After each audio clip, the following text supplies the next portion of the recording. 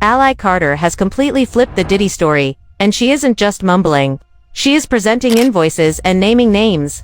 She claims that Diddy made her an outrageous bribe to keep her mouth shut. We're not talking about spare change either. This type of hush money had the power to completely erase a person's identity. However, she refused to fall for the ruse. She left, and now she's voicing her opinion.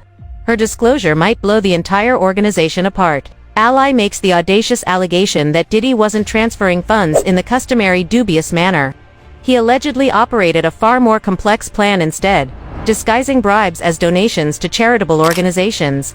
She claims that the California Community Church, which is already facing criticism for dubious practices like required tithing and exorbitant membership fees, was the conduit for the cash. Ally claims that this was about cleansing the money, not just hiding it, and moving that money for him.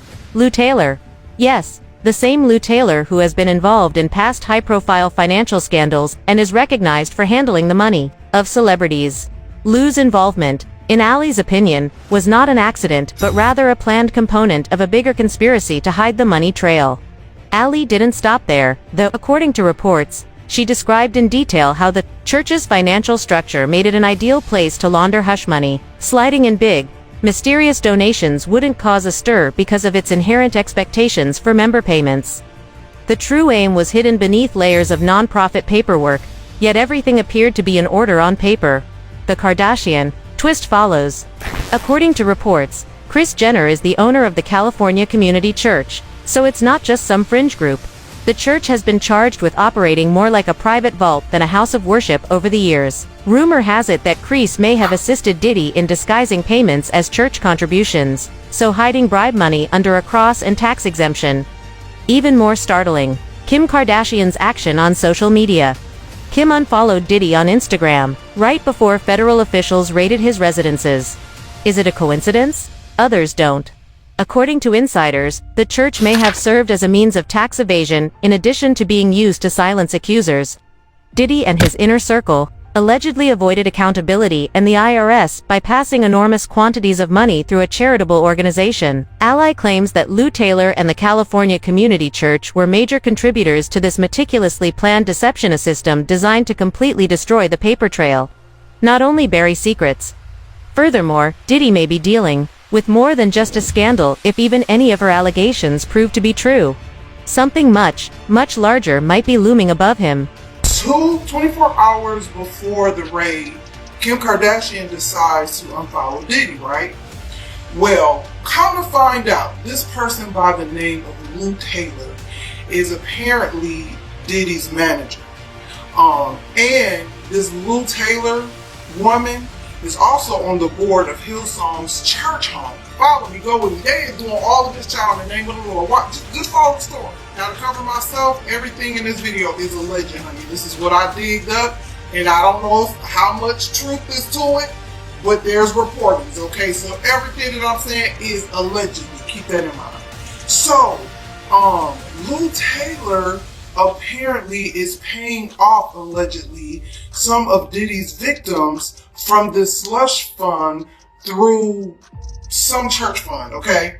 Not only that, Kim Kardashian mama has been making these girls pay 10% tithes to some church that Lou Taylor and her husband is basically owner, co-owner, or whatever. So I was like, let me look into this Lou Taylor person. I'm thinking Lou Taylor was a guy who was a woman with a husband, whole husband, and they doing ministry and everything. Now, mind you, y'all remember the whole thing with Britney Spears?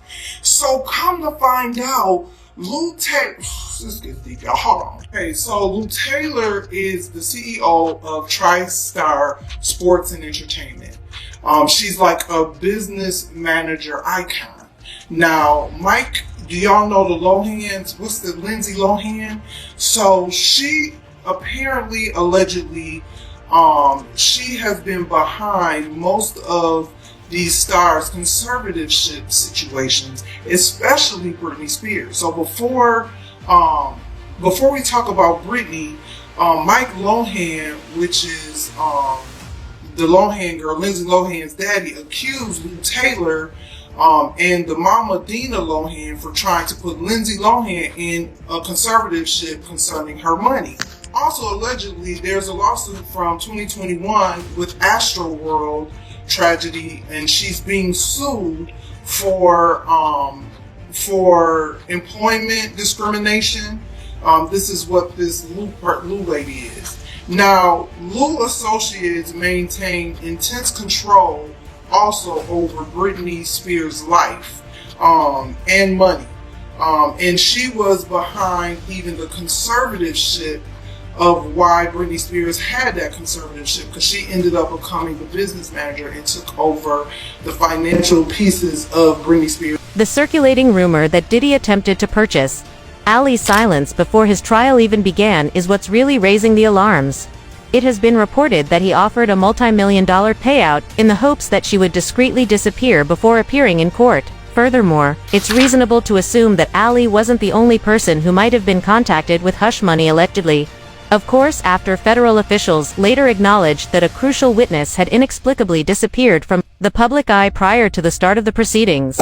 This is where things become even more complicated, though Ali claims that this was neither a startling sting operation or a last-minute federal action. She asserts that they were aware of Diddy's behavior long before they made the decision to take action. She saw it as a deliberate slow roll, a deliberate delay. She also did more than just criticize Diddy and his group. She accused the entire legal system of collusion, igniting the fire. Ali even went so far as to accuse the Department of Justice directly of protecting Diddy by hiding important evidence. The most damning information. She claims that prosecutors acted as though they were unable to locate the now famous Cassie Ventura tape from 2001. However, Ali claims that in actuality, they had it all along, deciding to only make partial announcements when the pressure from the media grew too great to ignore. She didn't think this was a mistake or a clerical error. It was intentional. She claims that there was a deliberate attempt to conceal the truth in order to preserve Diddy's reputation. So let's talk about who's guilty here. The DOJ released a video that at first everybody said they couldn't find a video of Cassie Ventura being beaten. They couldn't find it if it didn't exist. You saw one clip, and then you saw DOJ release another clip to the news. So the DOJ had that clip to begin with. So the people who are telling you that they don't have the Epstein file, they're full of shit. What other way do you want me to explain that? They're lying to you. The ones that are telling you Pam Bondi, that she only had a little bit, and they're bullshit. Bullshit. Because they told you the same thing, and now you're seeing it with the Sean Combs case. They told you they just had a little bit of a video, and then it got released. That's on the DOJ. They lied to you. They told you that nothing happened, that this man, Sean Combs, was just this rap mogul, that everybody loved. No, he couldn't have hurt nobody, he couldn't have did anything, and then all this stuff came out. Well, he did that, but yeah, he couldn't have did anything else, and then something else came out. Okay, well, maybe he did that too. But he couldn't have did anything else, and then something else comes out. How many people did you hear say, I left the party early? I knew about I knew about children being there. I knew about him a lot of females. I knew about the parties going on with multiple people, so it wasn't just Sean Combs. I knew about all of that, but I left early, so guilty. How many people did you hear say about Cassie Ventura that I knew that she was I knew that she was wrong, I knew what he was doing, but I'm just not speaking about it? Guilty. How many maids did it take to clean up a penthouse suite? Know that there was blood and glass everywhere, but they kept their mouth shut because they got paid. Guilty. So we're not talking, let's go back down to the bottom. This wasn't just about Diddy, and Ali wasn't holding back. It was a part of a much bigger, more problematic habit for her. She made analogies to the Epstein affair, highlighting the ways in which the powerful are consistently protected by burying the truth. According to her, this case illustrates a system that shields the elite from responsibility rather than protecting victims. She maintained that the Department of Justice was operating as planned when it came to protecting well-known individuals, not failing. Ali was particularly troubled by the DOJ's silence over the most grave charges. She notably chastised New York prosecutors, including Maureen Comey, for allegedly ignoring the claims pertaining to children, which were crucial to the case but inexplicably missing from the courtroom. That was strategy, not a mistake, in her opinion.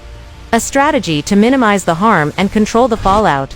Ali also disclosed that she was on the verge of testifying herself. However, she claims that as soon as authorities found out she planned to discuss Diddy's alleged mistreatment of children, they immediately took her off the witness list. She wasn't by herself either. She said others were also quietly driven out. From her perspective, it was a deliberate attempt to conceal The most damaging facts far from the trial, and even farther away from the general public. I heard that there was 100 witnesses on the case. And I don't know if they even got through all of those witnesses, but Maureen Comey is the prosecutor of this case, on this case in New York City. And she never asked about the children. And there's so many people who wanted me to be a witness on this trial. What about this girl? She didn't hesitate in the least. She gave a few clues before diving right into what she says are some of the most sinister and unsettling realities in Hollywood. And let's face it, you knew the discoveries would be significant, given all we already suspect about the industry. In addition to implying criminality, she directly accused influential people of permitting the unregulated abuse of children behind closed doors. She also asserted that this was a pattern rather than a singular occurrence. She then increased the stakes. She criticized federal officials, claiming that they were complicit rather than merely silent. She claimed that despite knowing the truth and having the evidence, they chose to ignore it. Ally is certain that the system had every chance to step in, but chose to ignore the situation. If we talk about the children on the Diddy trial, if we actually talk about it, then that opens the door to who else is child protect government funding. That's why we're not touching the children. That's why we're not talking about it. Because it's going to open a can of worms that nobody can cover back up. That's going to that shot heard around the world that you can't put the bullet back in that one. You just can't. You can't. You can't. And so many will hear that in a way that you can't unhear it and unsee it. So of course, we're not going to talk about the children. Because if you talk about the children, you're going to talk about that unravels the whole chain of what's really wrong.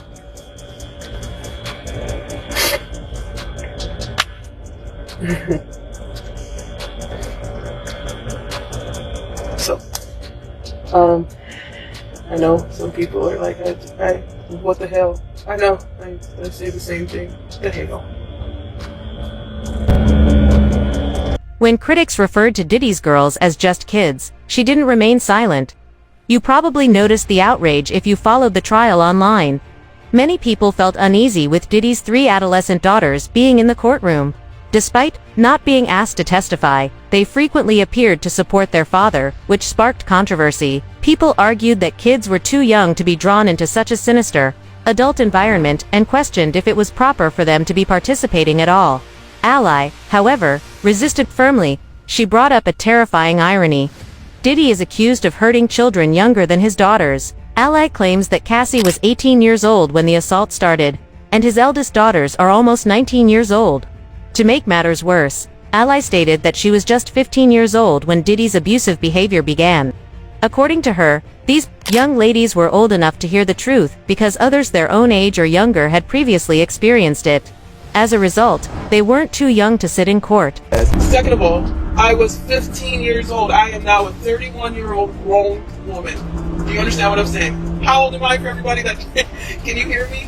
How old am I? Can we just interact? I am 31 years old. When this happened, everybody say it with me. I was 15. Are we all on the same page? Do you get what I'm saying? When this happened to Cassie Ventura, she was 19 years old. Do you understand? Thank you. Everybody like 31. We're here. Okay. I'm a grown woman. So don't look at that's called the idea. Another story for another day. Okay? But Cassie was 19 on this case. Right, huh? And everybody that is ready to free Diddy and be on the side of us, they keep calling Sean Combs' children, his twin daughter and his other daughter, Kate. You with me still? Yes? Okay. They keep calling them kids. The twins and the daughter is kids. They don't need to be in the case because they're kids. Cassie Ventura was not called a child. Everybody tore that woman apart because they saw a pregnant grown woman sitting on that trial telling her story that everybody covered up as she was 19 years old. People are addressing Sean Combs' kids as kids, but they won't address Cassie as a kid when this happened to her. You understand what I'm saying? I was 15 years old when I had dealings with Sean Combs. She was 19. You get me? Okay? We're not talking about the other children that were on this case. Now, as you guys are seeing, I told you, the justice system is rigged. I don't know how many ways people need to say that, see it for themselves, research and dig on it, and not understand that the justice system is rigged. Considering the way Diddy's twin children have been acting lately, some people are actually supporting Ally in this case. You wouldn't believe their father was in the midst of a storm throughout the trial.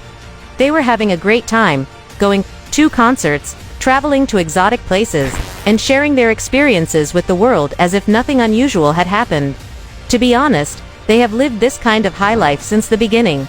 However, a lot of people are not happy with Diddy's ostentatious social media presence, which is tainted by serious claims. Many people find it startlingly out-of-date luxury vibes and glitzy photos as the victims' testimonies continue to reverberate throughout the courtroom.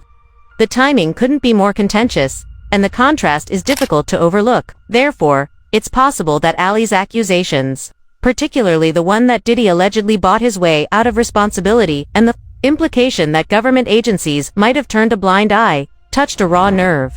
When you put everything together, it begins to appear as though the victims were always at a disadvantage. How do you feel about it? We're just getting started, so leave a remark and then return for the next in-depth discussion.